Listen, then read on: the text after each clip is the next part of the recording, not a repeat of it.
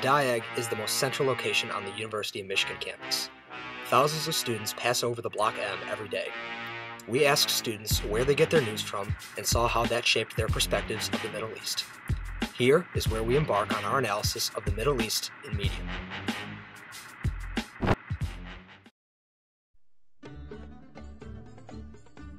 I guess I watch a little CNN, some Daily Show. Does that count?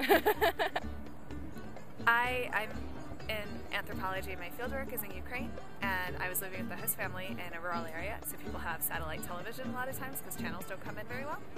And Al Jazeera had English language news, so I didn't have a US-based news channel, but I would actually watch Al Jazeera pretty regularly and found some of the coverage really good. I don't really watch the news that much, but I actually do listen to CNN and Al Jazeera quite a bit. Currently, I'm referring to Al Jazeera English. Yeah, Al Jazeera English. I believe it's less biased. For domestic news, almost daily. For international news, never. I watch CNN probably once every other day. I like to see a different viewpoint. I mean, mostly just shock. It's just kind of unthinkable that things like that can happen still. I believe, I'm glad that these people are finally getting a chance to raise their voices and have them heard. You know, for so long they've been oppressed by rulers that have spent their terms are spent for decades. Hosni Mubarak, Gaddafi currently still in. Just like, I'm really glad for these people, and I hope it continues throughout the Middle East. I'm completely for them. They're great. They're completely necessary too. There's a lot of unjust going on in those areas, and I think it's great. I mean, I guess it's, you know, just America's view on uprisings, like anywhere. Anywhere democracy can exist, it should exist.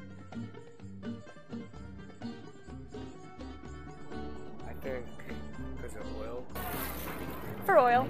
I definitely think that whenever we get involved in Middle Eastern affairs, it's definitely has a big thing to do with our need for oil and our need to sort of secure that. I don't think it's necessarily very humanitarian. I have no clue why the U.S. is still in the Middle East.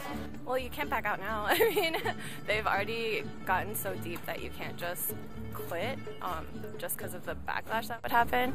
But, I mean, I don't really know the motives. They haven't managed to regain a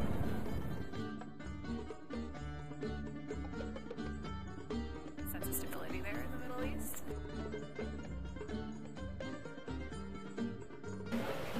Israel's role as oppressor, sole oppressor, antagonist, whatever you want to call it.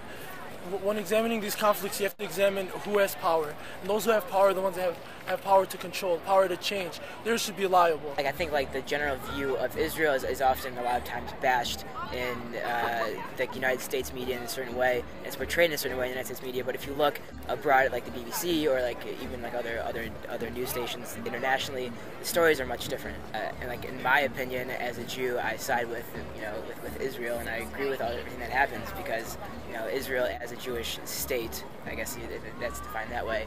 It's how it it's how it should be. There's no nation that has committed as much crime. And you know what? They get away with it because we support them, and our media supports them. Personally, I went to high school with a lot of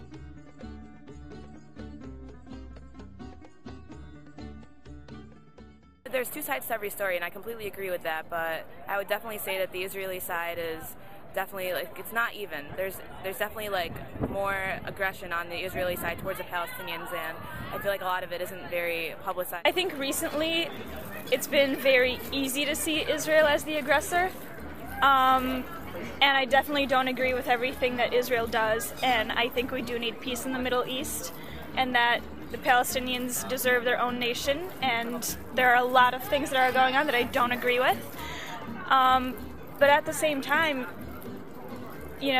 all countries, including us, have humanity.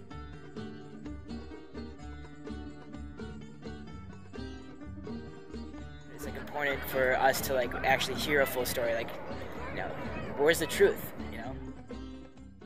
The conclusion from our analysis is that people's views of the Middle East differ depending on their news source. We also found there exists a variety of factors that influence perceptions and political opinions. Even though this is a small sample of campus, people are affected by bias, and it stands to show there is no single truth in the media.